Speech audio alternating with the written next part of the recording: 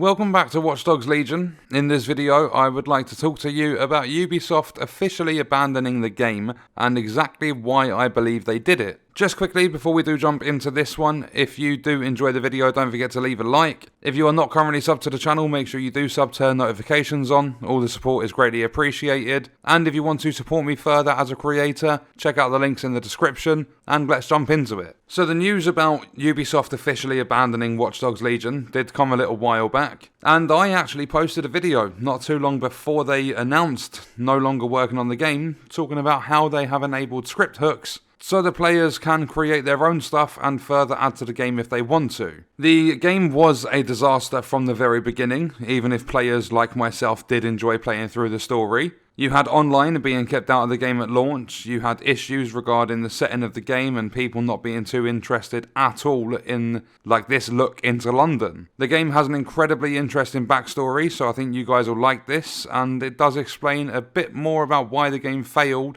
and what caused the series to go from being loved by players all over the world in Watch Dogs 1 and 2 to players not bothering at all with Legion. So this game was originally announced during E3 2019 on June 10th and is set in London. The development was all over the place and the game had delays like most other titles nowadays. Development did start with Ubisoft Montreal but moved over to the Toronto studio, and other companies had to get involved, or other studios within the Ubisoft umbrella, if you want to call it that, had to get themselves involved. Sister companies to Montreal and Toronto helped out with the game, so Ubisoft Paris, Bucharest, Kyiv, and also Reflections, but the development was headed by creative director Clint Hocking. Clint is known for writing in Splinter Cell games and Far Cry games as well. He had never worked with Watch Dogs before Legion, but also when moving on to Legion, brought some Far Cry developers over to help out with the game. He had left Ubisoft to work with other companies due to being quote-unquote too comfortable at the Montreal studio back in 2010,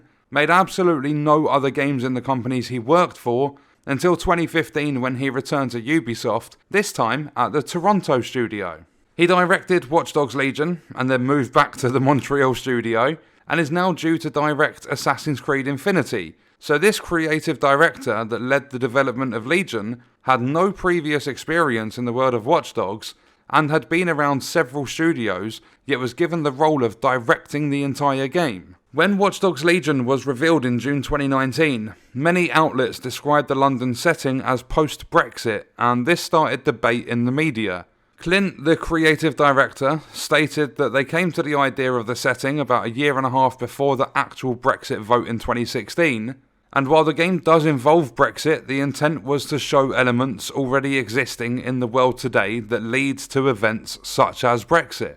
On Jan 25th, 2020, Clint pointed out that the aim of including real-world elements such as Brexit was to provide a means of engagement for players about the world around them, so the writing of the game included real-world events in order to try and engage players about things going on around them, when games are an escape for a lot of people from the things around them. So this is possibly one of the reasons that the game didn't do so well. People weren't interested in that setting whatsoever. They didn't care for Brexit and all that sort of stuff, they just wanted to play a Watch Dogs video game. Having sold 1.9 million units, I believe just 3 days after release, Legion was the best-selling game in the UK for that week, but the game very quickly fell off as people got bored of waiting for online, and the story wasn't put together too well. They were really ambitious with the idea of recruiting anyone, and whilst it was fun for some players, other players preferred the older style of Watch Dogs games. And this is a note for all gaming companies, players don't always like new mechanics and systems, especially in sequels that are really ambitious. For an example, 128 players in Battlefield 2042. A lot of the time, bigger is not better, and although the recruit anyone feature was a huge selling point for the game, it quickly became evident that there was a small limit on how unique each person really was. For sure, you could recruit absolutely any person in the open world, but there were possibly, I'm going to guess and say about 20 different personalities and trait/skill bundles, which made the concept incredibly boring very quickly. Watch Dogs Legion was scheduled to be released on March 6, 2020, but Ubisoft delayed the launch in October 2019.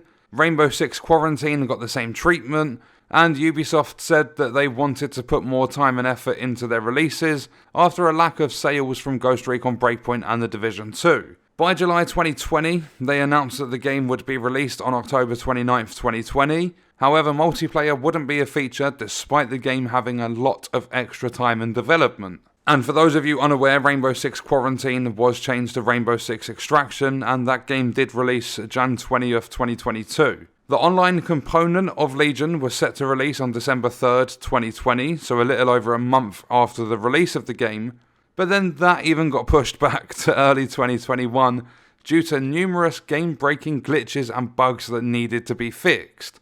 Multiplayer did eventually get added on March 9th, 2021, but even that came with a downfall. The online component that many waited a long time for was still incredibly broken, and it didn't come with cross-generation compatibility. So if you was on Xbox One, you couldn't play with your friends on the Xbox Series X, and the same for the PlayStation players. However, they did add that in months later. The PC online component wasn't added until March 18th, so that was 9 days after consoles got online, and the tactical ops missions, which were a big highlight for online, were delayed until March 23rd, again due to technical issues. So the whole development of the game, story and online, were pretty much just a development nightmare. They were constantly plagued with technical issues. It took them from October 29th, 2020 until May 4th, 2021 to release any new content for the game, and they stopped delivering that content shortly after. They made a story expansion, some new characters, things for online, and the zombie mode which was barely played by anyone, and still had connection issues and other problems after players being invited to an alpha test on PC. Now if you fast forward to January 2022, and after Ubisoft doing the bare minimum for the game, they have officially announced that the game will no longer receive any major content updates. There were a lot of mixed reviews on the game. I remember live streaming the entire story on YouTube, and people would rather sit there and watch me play the game than play themselves. I personally think a mixture of the delays, the lack of an online mode at launch, and then huge issues when online did launch, just caused people to steer clear of the game, and then the lack of updates prevented new players coming along and playing. That all tied in with the setting not being the best, the gameplay becoming repetitive quite quick with a mediocre story.